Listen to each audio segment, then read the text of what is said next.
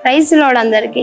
ఈరోజు బైబిల్లో నుంచి నేను ఒక వాక్యం చెప్పాలని ఆశపడుచున్నా. అది స్వస్థత గురించి.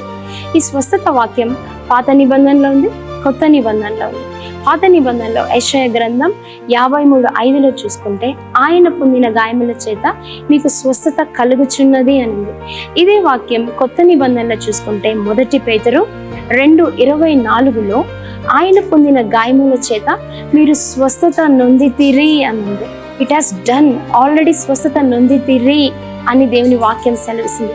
అయితే మీకు డౌట్ రావచ్చు, ఎందుకు నేను ఇంకా అస్వస్థతలో ఉన్నాను, అనారోగ్యంలో ఉన్నా, బలహీనతలో ఉన్నానని మీరు అనుకుంటుండొచ్చు. అయితే మీరు ఎప్పుడైతే ఈ వాక్యం చెప్తారో, మీ నోటితో ఎప్పుడైతే ఆయన పొందిన గాయముల చేత నేను స్వస్థత నొంది తిని అని ఎప్పుడైతే మీరు మీ నోటితో ఒప్పుకుంటారో, ఆ వాక్యము ఖచ్చితంగా మీ శరీరంలోకి వెళ్ళి అక్కడ మందుగా పనిచేస్తుంది. ఎక్కడైతే బలహీనత ఉందో, ఎక్కడైతే మీరు అస్వస్థతలో బాధపడుతున్నారో, ఆ వాక్యము మీకు ఆరోగ్యం అనిస్తుంది. మీ సర్వ శరీరంలోకి ఆరోగ్యం అనిస్తుంది, స్వస్థతను కలుగజేస్తుంది, మీ ఎముకలకు సత్తువనిస్తుంది. అంత గొప్ప శక్తి ఉంది ఆయన పొందిన గాయముల చేత మనము స్వస్థత నొందితిమి అన్న వాక్యముతో.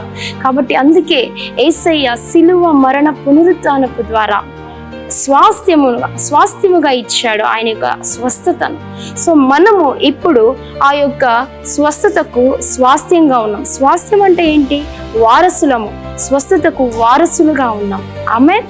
God bless you.